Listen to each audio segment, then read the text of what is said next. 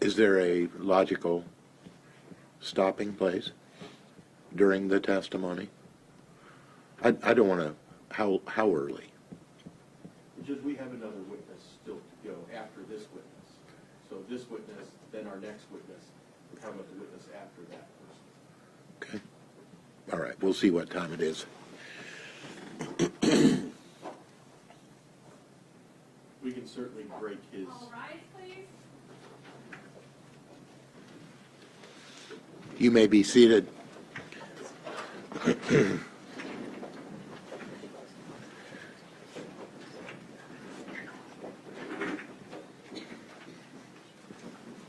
Ms. Branstad, cross-examination of Ms. Ritter. Ms. Ritter, when you listen to the recording, you can now hear that Mr. Carter says, "It's Bill Carter, I'm his son." Yes. No further questions. Redirect Mr. Bull. Mr. Robinson's director. Oh, Mr. Robinson, sorry. No, Your Honor. Very well. You may step down. May this witness be excused? Yes, Your Honor. Yes, Your Honor. You are excused. Thank you. Looks like we took our recess about 30 seconds too early. Further evidence or testimony on behalf of the state. Yes, Your Honor. The state would call Charles Smith. Right up here, if you would, sir. If I can get you to raise your right hand for me, please. Do you swear to tell the truth, the whole truth, and nothing but the truth? Yes. Please be seated. I am going to ask you to speak right into the microphone like that. Okay. If you would, please state your full name for the record and spell your last name. Charles Lyman Smith, S-M-I-T-H. Mr. Robinson. Thank you, Your Honor. Sir, what do you do for a living? Location manager for be like a co-op. And what is the name of the co-op? Smith Fertilizer and Grain. And is that also what you were doing in June of 2015? That is correct. And how long have you been doing that for a living? Over 10 years at that location. And when you say at that location, which location was that? Pleasantville. And does Smith Fertilizer and Grain have multiple locations? Yes. Can you just walk us through the type of businesses or the type of business Smith Fertilizer and Grain does? It's we do agronomy, which takes care of needs for farmers, as in taking care of the crop inputs or spraying for weeds or seed or fertilizers. We also sell feed, grain. We custom whole grain. I'm sorry? Custom whole grain. So there's the main things we do at that location. You mentioned spray. Do you sell spray to farmers? Yes. And do you also spray fields for farmers? Yes. And when we say spray and spraying fields, what are we talking about? We go out and apply herbicides to a field, like keep the weeds out of there. You want the crop that you're harvesting, you want it to grow. You don't want a bunch of weeds to take it, or that's the main purpose. Keep your voice up and Okay. keep your mouth close to the mic, please. Do you know Jason Carter? Yes. How do you know Jason? Through work and doing work for him. In June of 2015, was Jason Carter buying spray for his fields from you? Yes.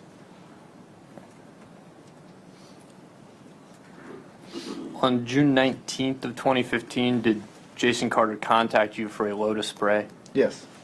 How did he contact you? Text message. Your Honor, may I approach the witness? You may.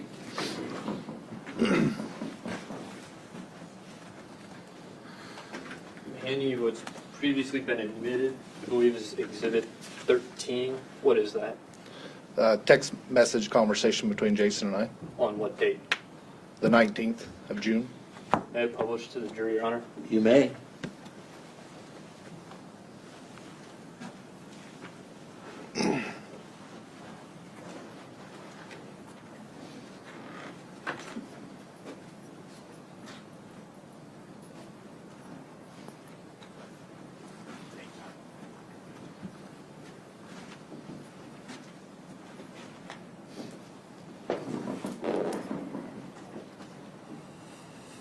Is this the text message conversation from June 19th? Yes. What time did Jason Carter contact you? 10:55. Did you respond to him? Not right away, but I did. How long did it take you to respond? It says 11:54. That would be correct.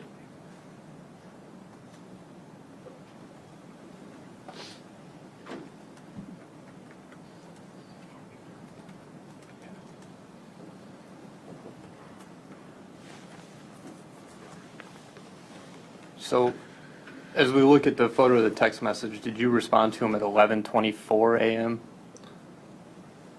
That would be how I would say it, as in by that message. I don't know off the top of my head, but by the log time, yes.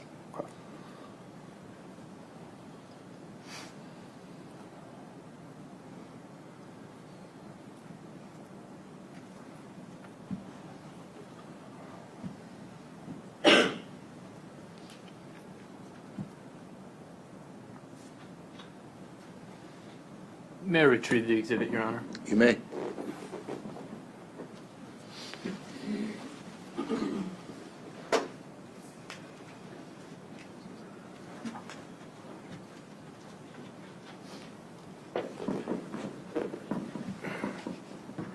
When Jason contacted you, did you start preparing a load of spray for him?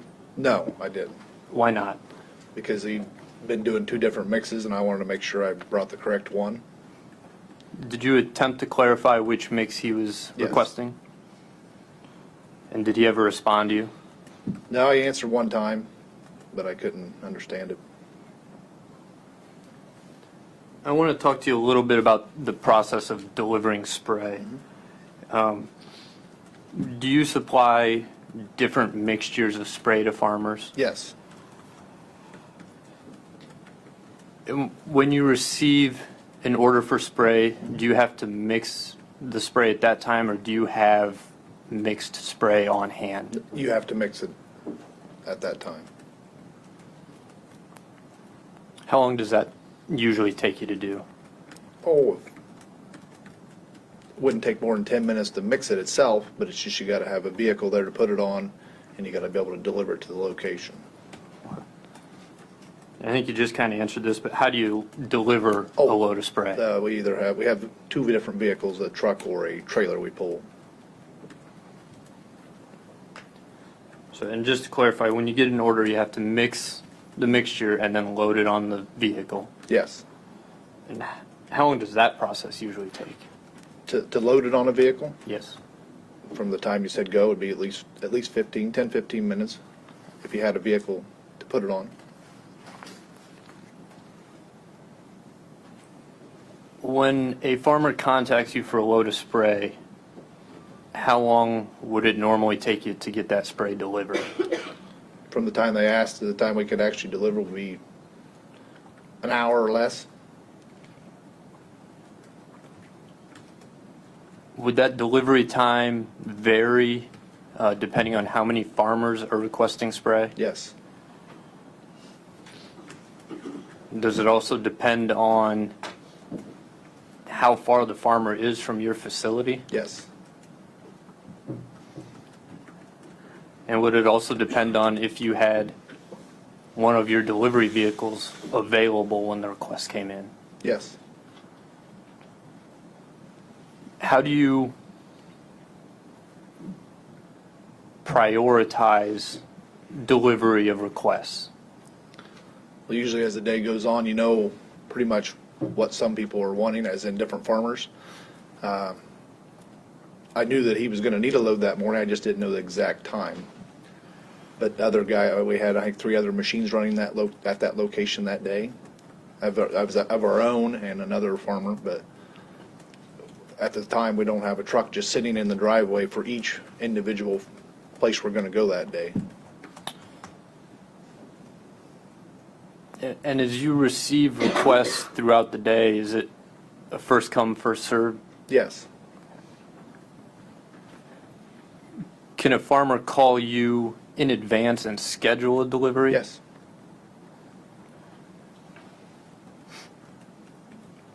Have you ever told Jason Carter or any other farmer that you provide spray to, that they'll have a load delivered 30 minutes after they request it?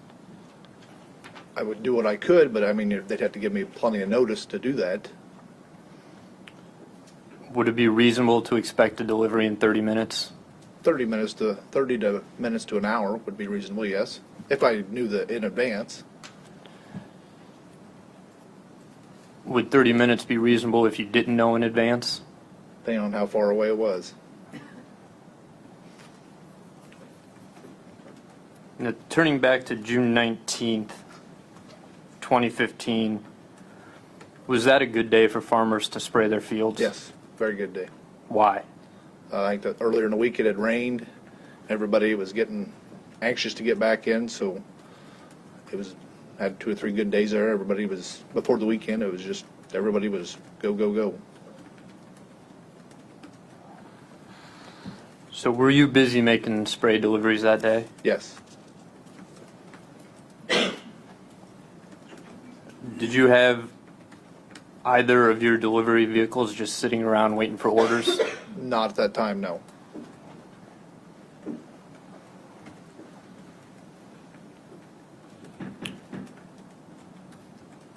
Did you ever deliver a load of spray to Jason Carter on June 19th, 2015? Not that day. Did you deliver any spray to Bill Carter or Jason Carter after June 19th of 2015? Not that I'm aware of. And let me just back up for a second. You said delivery time can depend in part on how far the farmer is from your facility. How far is Bill Carter's farm from your facility? It would take at least 20 minutes to get there, 25 minutes probably to get there. From the time you got in the vehicle to probably pulled in the driveway, at least 20 minutes. Just drive time Yep. would be 20 minutes.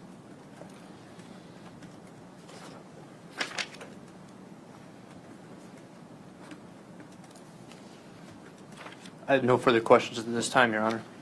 Cross-examination.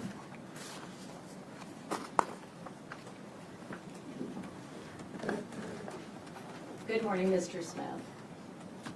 It wasn't unusual for Jason Carter to text you about his need for additional chemical. No, It wasn't unusual for him to call you. no.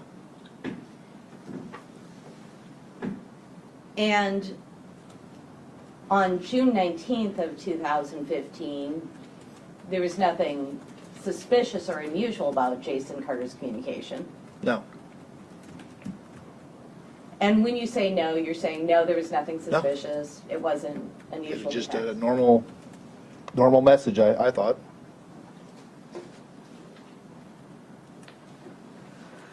Your Honor, may I approach the witness? You may.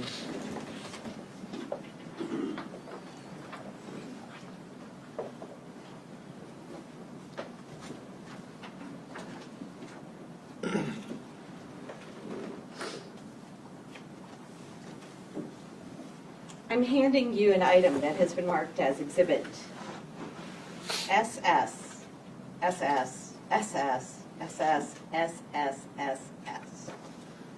I think you're going to need to run that one by us one more time. Count the number of S's on this. 12 S's. 12 S's. Yes, Your Honor. Okay. Do you recognize that? Yes. And are those text messages between you and Jason Carter? Yes. Would it be correct that those start at May 31st of 2015? Yes.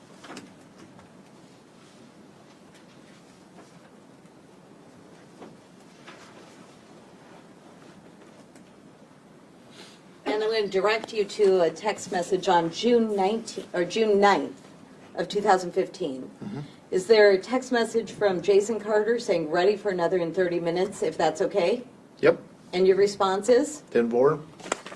Does that mean okay? Yes.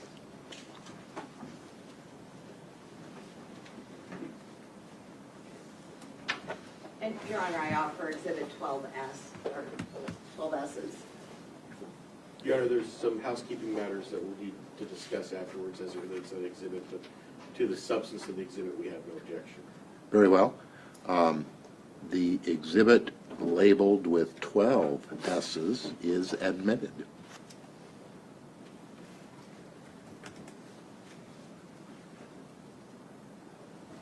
Now, I want to just back up. During your testimony, you said you couldn't understand Jason.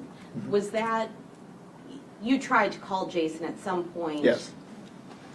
And you couldn't understand what Jason was saying? No, I could not. Did he appear to be crying? No. You just couldn't hear what he was saying? I just couldn't understand what he was saying. And then you were unable to reach him after that? That's correct. Now, on June 19th of 2015, Mr. Carter didn't ask for the chemicals at any specific time. No. He just let you know that he had about a fifth of a tank left? Yep. And just to be clear,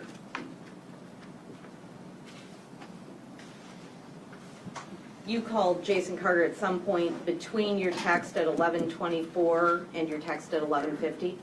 Yes.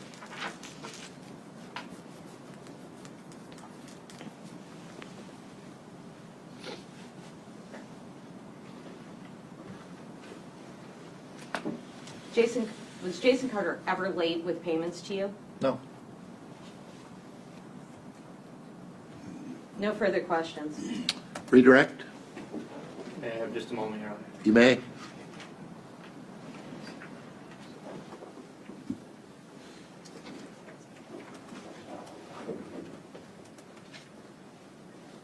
Would it be possible on a day like June 19th to have delivered a load of spray to Bill's house in 30 minutes? Yes. Would it be likely? No.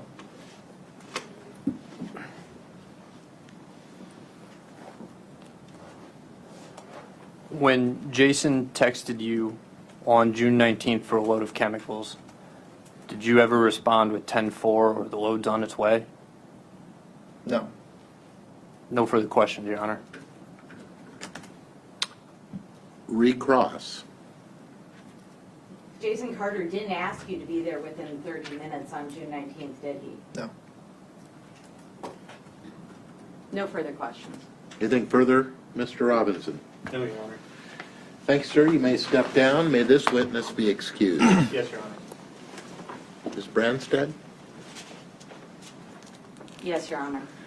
you are excused. Mr. Smith. Further evidence on behalf of the state. Your Honor, the state calls Sheriff Jason Sandholdt. If I can get you to raise your right hand, please. Do you swear to tell the truth, the whole truth, and nothing but the truth? Yes, sir. Please be seated. Sheriff, I'm going to ask that you speak into that microphone. Keep your voice up. If you would, please state your full name and spell your last name. Austin. My name is Jason Sandholdt. Spelling of my last name is Sandholdt. Counsel, Your Honor, permission to retrieve an exhibit? you may. Sir, I think the title sheriff gives it away, but what do you do for a living? I'm the sheriff of Marion County, Iowa. And how long have you been the sheriff? I'm just starting my 7th year. Prior to being elected sheriff, what did you do? I worked for the Iowa Department of Natural Resources. What capacity? I started as a water patrol officer, then a conservation officer or game warden, then a district supervisor, and eventually the assistant chief. For those of us who may not know, what does a DNR officer or game enforcement officer, what do you do? Check hunting, fishing licenses, hunters, boaters, the recreational side of things, ATVs, snowmobiles.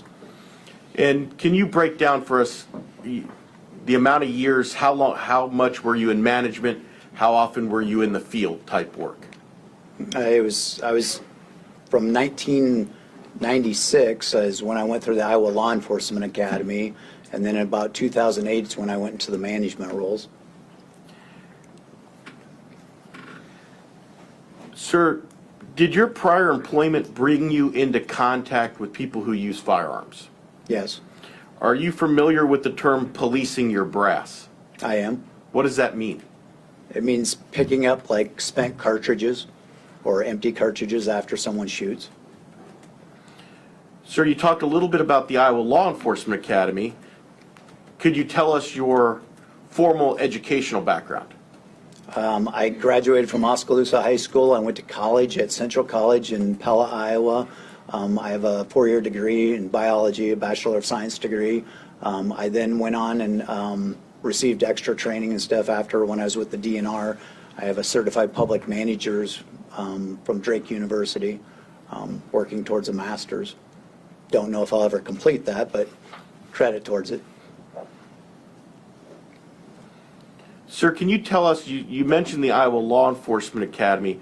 What additional training does one receive when they become sheriff, or other trainings you have continued to keep yourself current on trends and practices in law enforcement? Well, we have obviously required training every year, the firearm side of things. I try to keep current on, I've went through the lean school, the DCI lean school. I've also went to and taught at undercover schools. Now, you just used the acronym DCI. What does that stand for? Division of Criminal Investigations. And can you tell us what lean school is? It's a 2-week program that they put on in regards to surveillance methods and overall just, I mean, kind of the intel side of law enforcement. Were you on duty on June 19th, 2015? I was. And where were you at around 11:11 that morning? I was in the Pella, Iowa area.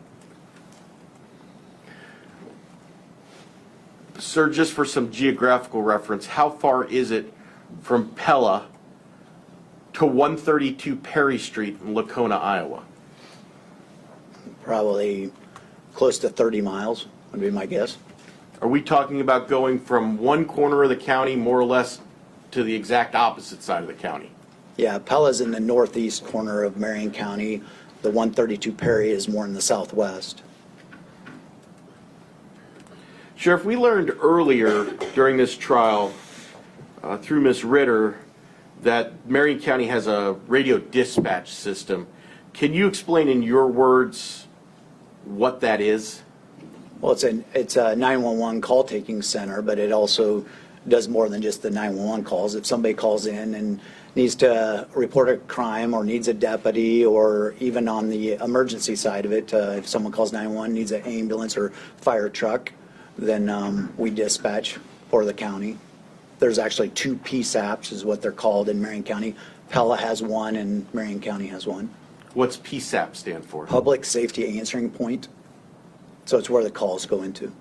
So as it relates to Marion County, Pella dispatches their own calls, but your center dispatches everywhere else? Yeah, Pella does the Pella PD and Pella Fire and Rescue, and then we have the rest of the county. As the sheriff for Marion County, did you establish the procedures and protocols for the dispatch center in Marion County? Well, I can't say as I established them. They were there before I became sheriff, so previous sheriffs have had them, and I've adopted those. Sir, have you had a chance to listen to the dispatch tape from June 19, 2015? I have. Now, we're going to have a chance to listen to it, but generally, what are we going to hear?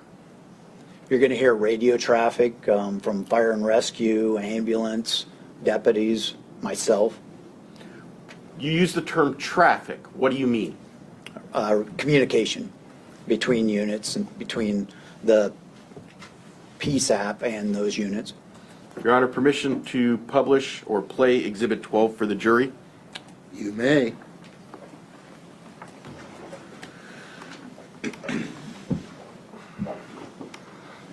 And just for the record, counsel and members of the jury, during these tape recordings, my court reporter gets a little break, so she does not need to report the tapes. And just as a heads up, Your Honor, there are going to be times where pause the tape and ask questions about what we've just heard. So Okay. Deb's not going to get a full break. It's just,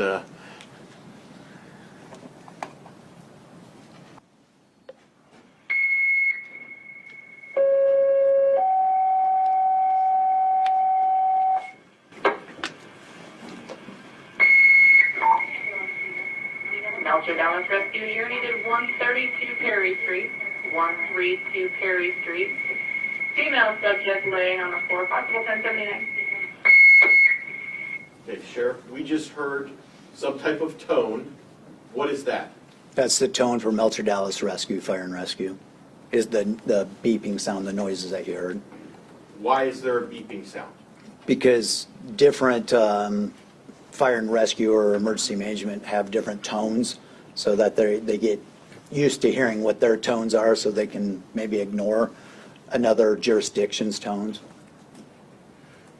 So, when we're talking about a community such as Melcher Dallas, do they rely on volunteers? Yes, And do those volunteers carry some type of radio with them even if they're at home or at work? they do.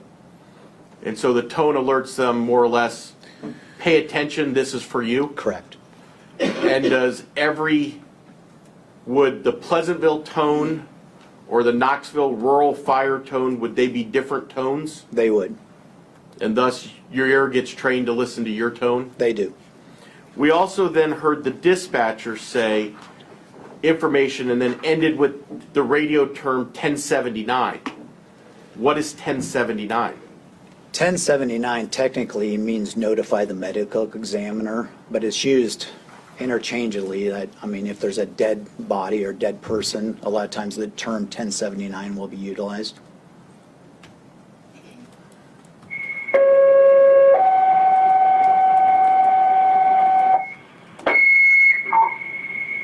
Melcher Dallas Rescue, you're needed 132 Perry Street, 132 Perry Street. Female laying on the floor bleeding, possible 1079. Okay, now Sheriff, I didn't go back to the beginning. They actually repeated it twice, right? Right. And why did they do that? They want to make sure that people heard it. We also then heard, it sounded like someone saying County 4. That is one of my deputies, 63-4, had radio traffic back to them. And when you say 63-4, 63 refers to what? The county number. So like on our radio numbers, I'm 63-1, my chief deputy is 63-2, and then it goes on down the list, but 63-4 is one of our deputies.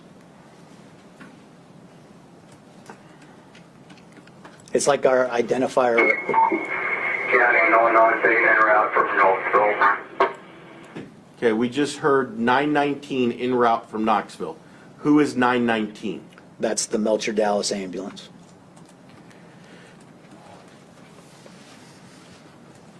Now, right before that, we heard County 4 check in and then 919 check in. Can they hear each other's traffic? If they're scanning, they can, but they're on two different frequencies at that point. So you have like the law enforcement frequency and you have county fire frequency. So if the deputy wasn't scanning or if the ambulance wasn't scanning, they would only hear their own traffic. So is that sort of like in our regular cars, if you're on one radio station, someone else is on a different radio station? Similar to that, but it's more so you can have your own traffic on it. And so the ambulance can talk back and forth with dispatch without worrying about the law enforcement side of it. The law enforcement side can go and talk back, but they're different frequencies. So at the time this page goes out, it's going out to Melcher Dallas originally. Correct. And although your deputies could hear it, doesn't necessarily mean they are scanning and heard it. Correct. You will find out as you listen along here, he didn't hear that at the time as we keep listening. Make contact with the owner of that dog. She did advise that the animal had left her property before. I advised her county ordinance and what could happen if it continues, and advise her that this was her warning for particular ordinance. Marion County 153. Thank you. Okay, so we just heard overlapping conversations, did we not? You had a lot of stuff going on there, yeah. Okay, tell us what was happening. Well, the deputy, 63-4, was talking about a dog call and giving a disposition in for that. 919 had traffic in there, and then also one of the other, towards the end there, I believe it was one of the Melcher volunteer firemen had traffic also. And all of them are talking to dispatch, but not necessarily anyone else other than dispatch is hearing it. Correct. The fire and rescue people are hearing each other, but doesn't mean that the law enforcement side and vice versa. Okay. Now, we've heard that page go out. If the jury were to go back and listen to the 911 call, have you heard the 911 call? I have. Will they also hear that page in the background of the 911 call? I believe you can hear in the back, but it's very faint. Okay. So if we wanted to keep track of how time progressed that morning, we can start with the 911 call, the tone, and know where it matches on this tone. Is that a fair statement? That's fair.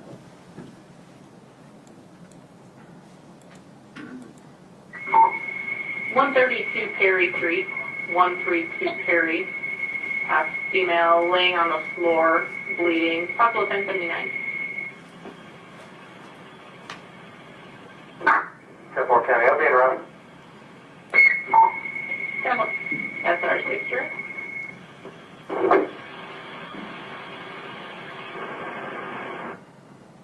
Okay, I'm going to pause it here. So we're a minute 39 into this tape at this point, and this is the first time Deputy Lane, or 63-4, has responded, and he said now he's going direct. What does that mean? He's going en route to the scene, to that address. We also at the end heard reference to SR6. What is SR6? The SR stands for Sheriff's Reserve, and 6 is the number, so it's one of our Sheriff's Reserves. What is a reserve? It's like a volunteer fireman, you mentioned that earlier. Reserve is like a volunteer law enforcement side of it, that they go through modules and training to be able to assist the sheriff's office. I mean, there'll be reserves for like police departments, reserves for sheriff's offices, but ours helps us with the law enforcement aspect of it. In the summer of 2015, who was SR6? Tim Cox. And does Deputy Cox, did he possess more training and skill than the average reserve? He did. He was a lieutenant for the sheriff's office and also a Pleasantville police officer, but then he would help us on the reserves also.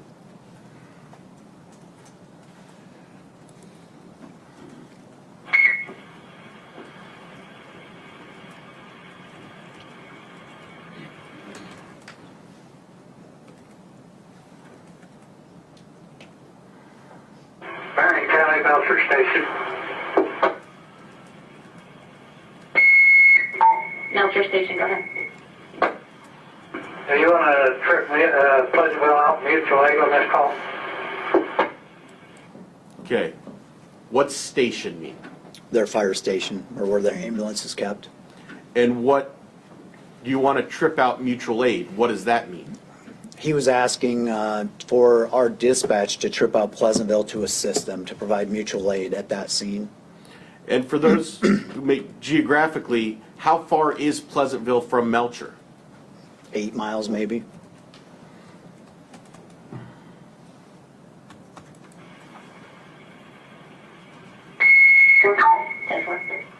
Knowing things, he's in around.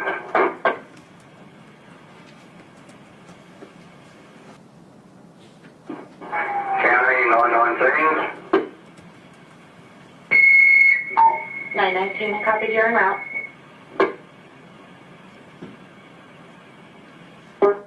Roger, disregard Pleasantville, please. Okay, so at this moment in time, 919, the ambulance from Melcher that was in Knoxville, is calling in. Is this an example of the station, whoever showed up for the call to the station, may not know that 919 was en route. That could be And he's saying disregard mutual aid. correct. He's saying that they're going to take the call. 10-4, you're advising not to page Pleasantville? That is correct. 10-4. Sir, over the next 25 minutes or so, there's going to be times where there's no communication. Is that a fair statement? It's a fair statement. Is that by design? Well, yeah, if you don't have something important to say, you shouldn't just be chatting on the radio, especially when you're driving at a high rate of speed emergent to situations. What is the expectation of your dispatchers during the time that they're not on the radio? They're logging information, they're multitasking, they're doing a lot of different things. Sir, at this point, were you aware of this call coming in? I could have been. A lot of times it's my SOP or my policy, whenever there's a 1079 call, for them to notify me or phone me. We got about 30 more seconds of dead time. Sure, before the next call. SR6, Marion County. Go ahead. SR6, I might have walked on you earlier. I wasn't sure if you copied my traffic about the rescue call. Don't worry. It was direct. I'm en route. Here by Attica right now. Yep.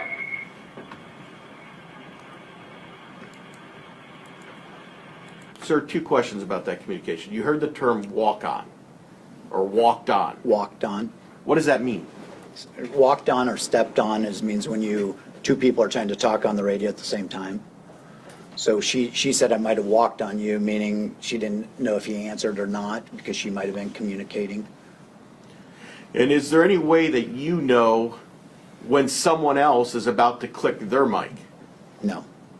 And so is being walked on or stepped on just inevitable? At times, you try not to. You try not to walk on or step on each other, but there are times it does happen. Now, you heard SR6 or Tim Cox say he was in Attica. How Correct. far is Attica from 132 Perry Street? I'm guessing probably 15 miles. 4-1. Go ahead. I'm heading your way, but I'm in Pella, so it's going to be a while. 10-4. Okay, so I think it's somewhat self-explanatory. 4 from 1. What's going on here? I'm calling my deputy and telling him I'm heading his way, but I'm in Pella and it's going to take me a while to get there.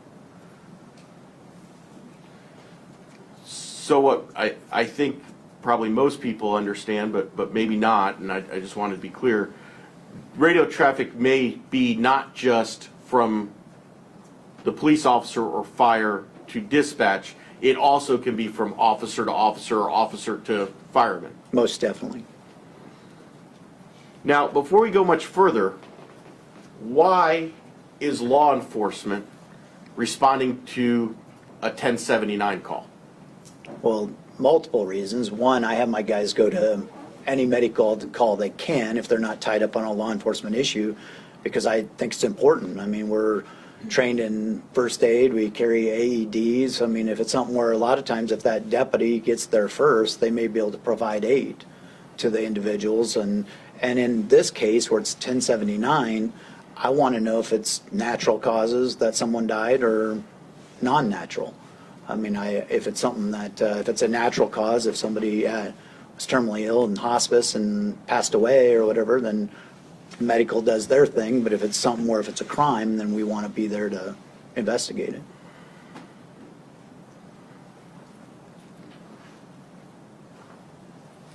Sir, you just mentioned if it's something other than natural causes, you want to be there to investigate.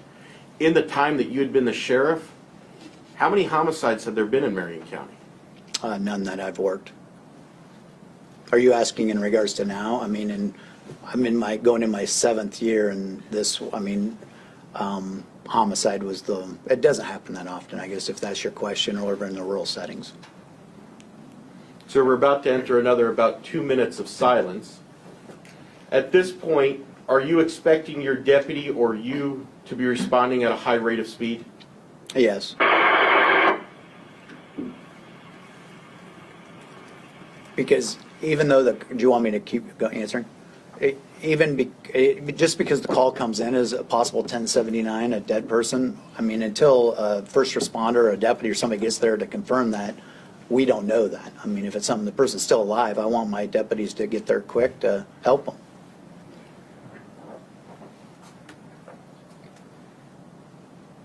Now, based on the nature of the ruralness of this area, you said you want to get people there as quickly as possible. Is sometimes quickly relative? Yeah, this is an example. I mean, it takes a while for us to get there. And so this is between the time in which someone has called 911, but you don't, as a law enforcement officer, have any idea what that person is doing during this time before someone else shows up. Is that a fair statement? Yeah, I do not. County 1. 1, go ahead. Is 2 still around there, or did he leave? He's left. 10-1. So, Sheriff, excuse me, at this point, you had said 2's your chief deputy. What are you doing at this point? I'm seeing who else is available to help with this call. I'm seeing if he's still around the office to send him that way. So, I recognize it's somewhat painful to be sitting here through silence, but the reality at this point, from the moment of the 911 call, there is no law enforcement or emergency personnel on scene with Jason Carter, his mother, at 132 Perry Street. That's correct.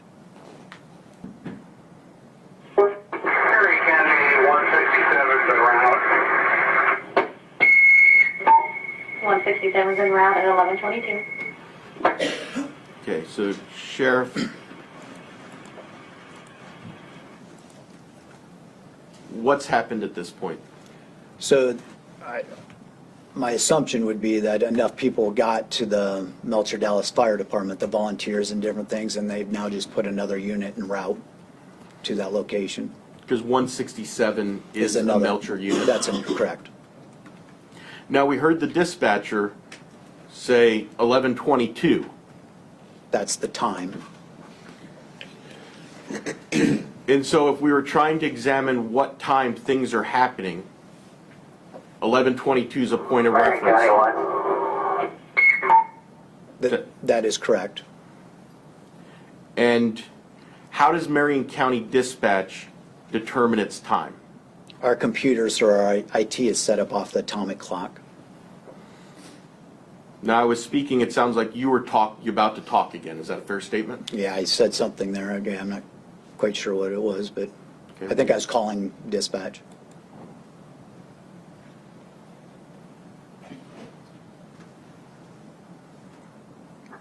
Marion County 1. 1, go ahead. Get DCI en route to that location. 10-4. Sir, you just indicated get DCI en route. Correct.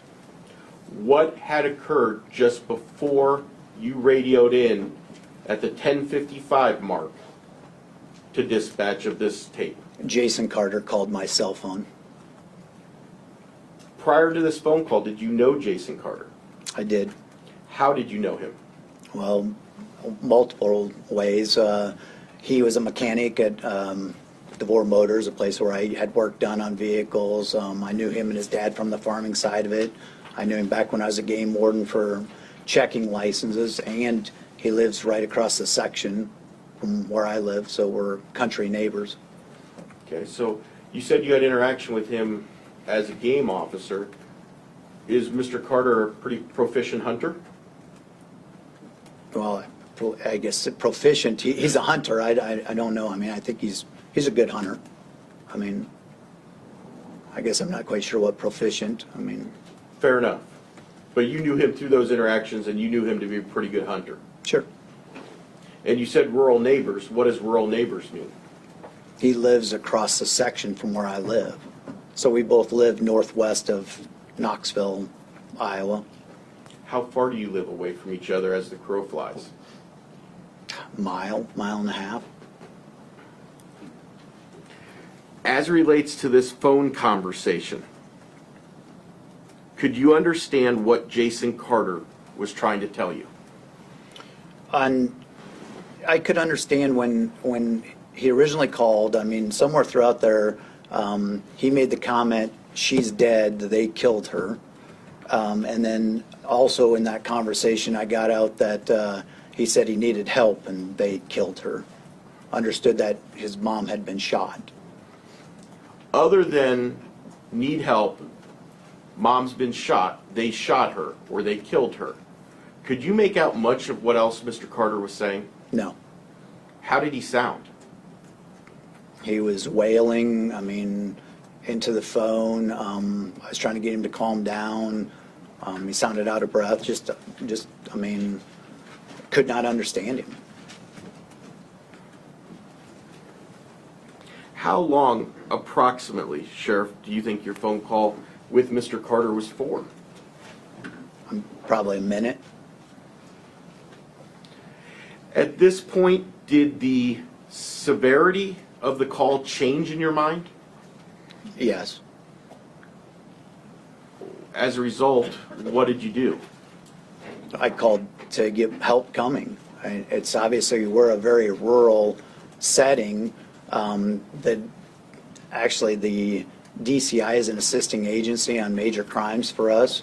So I was trying to get help coming. Sheriff, if you had a chance to listen to the 911 call in this case From which, from Jason Carter, yes, I have. were there differences between your call with Jason Carter and the 911 call? Well, I think you could understand him more in the 911 call. On mine, obviously, like I said, you could hardly make out anything he was saying, but in the 911 call, I think you can understand him. I think it was, yeah, I think there was a vast difference.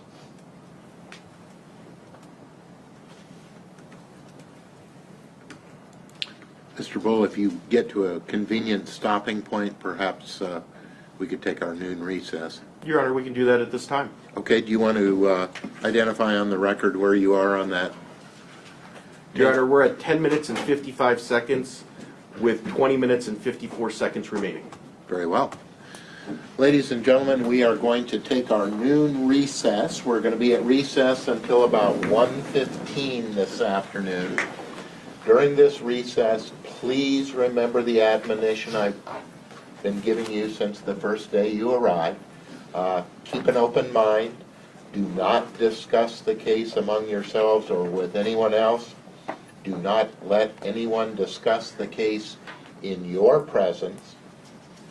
Don't allow yourself to be exposed to any media reporting of this case. And we will see you back at about 1:15. You may. Thank you.